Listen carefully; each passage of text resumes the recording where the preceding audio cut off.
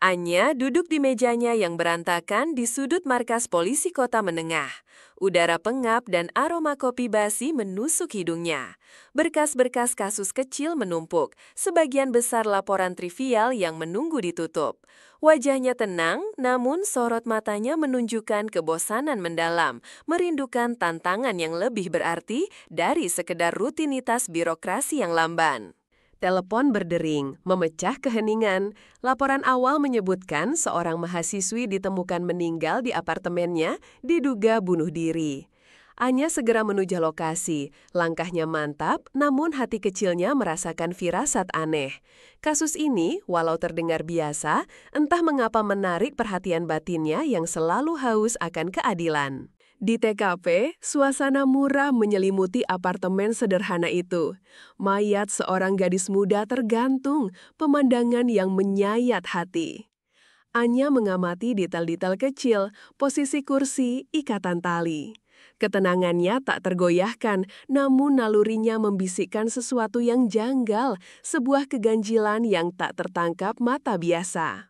Anya menelusuri ruangan dengan cermat. Ia melihat bekas luka gores samar di pergelangan tangan korban, bukan pada titik fatal. Sebuah buku tergeletak terbuka di meja, isinya terasa tak relevan dengan kondisi psikologi seseorang yang putus asa. Detail-detail ini memicu alarm di benaknya, rasa penasaran yang tak bisa ia abaikan. Laporan forensik awal keluar cepat, terlalu cepat. Kesimpulan, bunuh diri murni. Anya merasa frustrasi. Ia mencoba mengajukan keberatan, menyoroti kejanggalan yang ia temukan. Namun, tatapan dingin dari atasannya menyingkirkan argumennya begitu saja, seolah kasus ini sudah ditutup sebelum dibuka. Kompol Rahman, atasannya yang berwibawa namun cenderung pragmatis, menolak permintaannya untuk penyelidikan lebih lanjut. Fokus pada kasus yang jelas, Anya, ujarnya dengan nada datar. Anya menelan ludah, kecewa.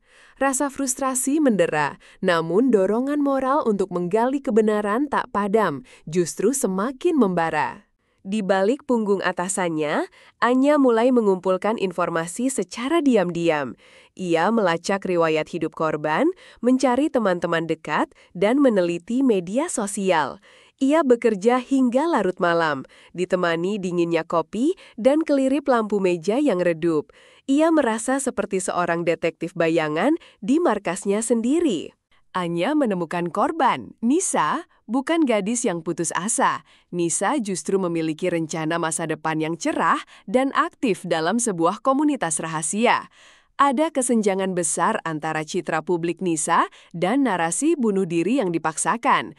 Ini menguatkan kecurigaan Anya, menambah bobot pada misi pribadinya. Frustrasinya memuncak. Ia menyadari sistem tidak hanya lambat, tapi juga seolah sengaja menutup mata. Tekanan internal dan eksternal terasa berat. Namun, dorongan moral yang kuat untuk membongkar kebenaran di balik kematian Nisa mengalahi semua ketakutan. Ia tahu ia harus terus melangkah, meski sendirian. Malam itu, Anya menemukan bukti samar melalui analisis pola darah dan jejak serat kain di TKP yang diabaikan petugas lain. Tubuh Nisa telah dipindahkan sebelum ditemukan. Bunuh diri itu rekayasa profesional, bukan sekadar penutupan sederhana, melainkan sebuah pertunjukan yang dirancang ahli. Pikiran Anya berkecamuk, menyadari betapa dalam akar masalahnya. Setelah temuan mengejutkan di kasus Nisa, Anya mulai menyelidiki kasus-kasus bunuh diri atau kecelakaan lain yang melibatkan gadis-gadis muda di kota itu dalam beberapa tahun terakhir. Ia melakukan semuanya di luar jam kerja, menghindari perhatian rekan-rekan. Ia merasa terisolasi, hanya berbekal insting dan dorongan keadilan. Dari data yang terkumpul, Anya menemukan pola yang mengerikan. Semua korban memiliki latar belakang serupa, rentan, dari keluarga sederhana, namun memiliki ambisi besar. Beberapa di antaranya bahkan pernah bekerja di tempat yang sama, sebuah galeri seni yang tampak biasa. Ketakutan mulai menyelimuti, menyadari ini bukan kebetulan. Anya mencari koneksi lebih dalam. Ia menyelidiki lingkaran pergaulan para korban, menyusuri jejak digital mereka.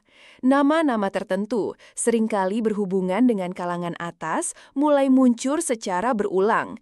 Puzzle-nya perlahan mulai tersusun, membentuk gambaran gelap sebuah jaringan tersembunyi. Anya mulai merasakan pengawasan.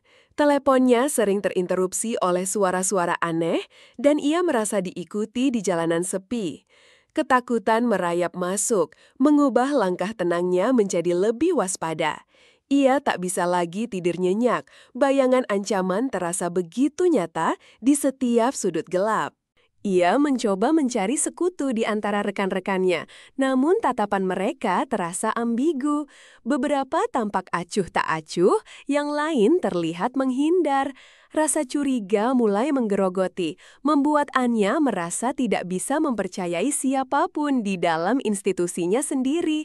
Lingkar kepercayaannya menyusut drastis. Sebuah amplop hitam tanpa nama ditemukan di bawah pintu apartemennya. Isinya hanya sebuah foto, wajah Nisa, dengan coretan vilang merah di atasnya. Ancaman ini personal, dingin, dan menakutkan. Anya merasa darahnya berdesir, marah bercampur ketakutan yang mendalam. Ia tahu ia telah melangkah terlalu jauh. Anya menggali lebih dalam, melacak nama-nama yang muncul. Ia menemukan beberapa di antaranya adalah pengusaha terkemuka dan yang lebih mengejutkan, beberapa petinggi kepolisian terlibat dalam transaksi keuangan yang mencurigakan dengan mereka. Keadaan ini menguatkan dugaannya tentang korupsi sistemik. Suatu malam yang dingin, Anya nekat mengamati sebuah rumah tua terbengkalai di pinggir kota yang ia duga sebagai markas persembunyian jaringan itu. Dari balik semak-semak, ia melihat beberapa mobil mewah berhenti.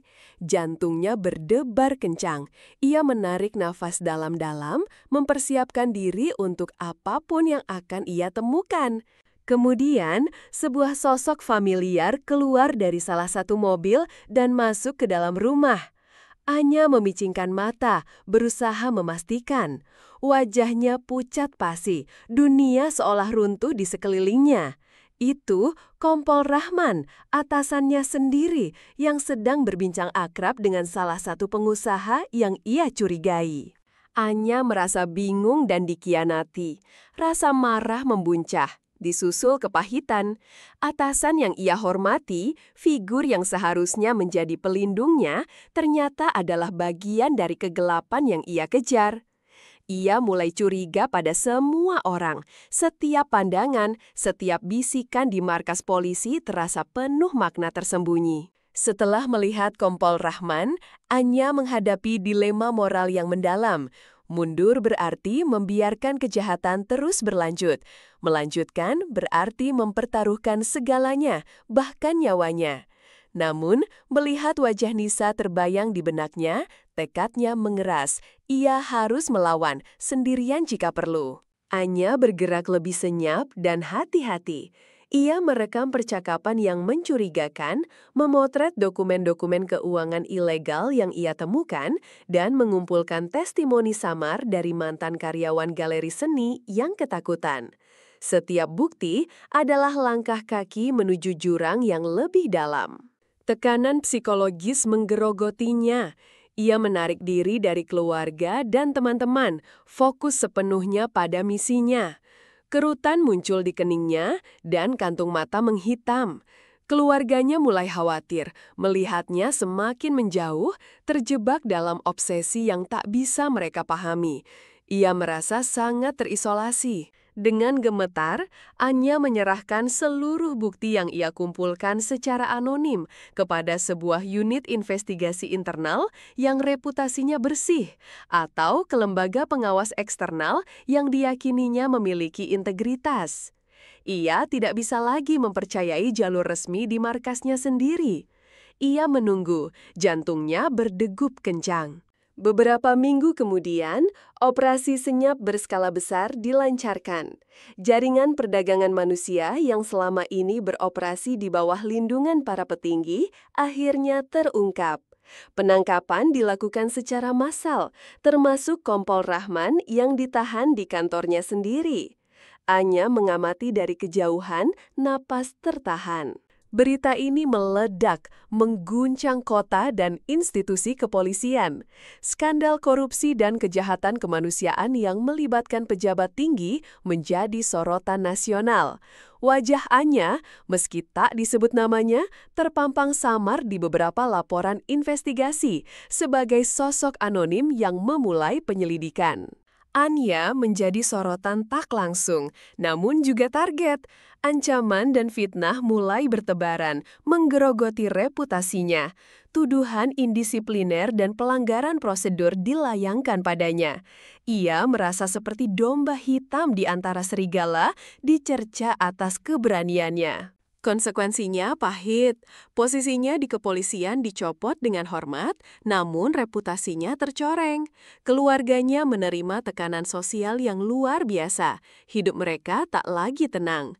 Anya menyaksikan dunia yang ia perjuangkan hancur di sekelilingnya dan merasa kehilangan arah. Meskipun kasus besar berhasil diungkap, beberapa otak utama di balik jaringan itu berhasil lolos atau hanya menerima hukuman ringan berkat koneksi kuat mereka. Keadilan terasa setengah hati, tak sempurna, seperti bayangan yang tak pernah sepenuhnya utuh. Rasa pahit mengisi rongga dadanya. Anya duduk sendirian di sebuah bangku taman yang sepi, memandang matahari terbenam. Ia telah kehilangan karir, reputasi, dan sebagian kenamaian hidupnya. Namun, ia juga tahu kebenaran telah terungkap, walau tak sepenuhnya sempurna, dan harganya begitu mahal. Ada kemenangan pahit dalam kesunyian ini, sebuah pengakuan batin yang tak butuh tepuk tangan, hanya seulah senyum tipis di bibirnya.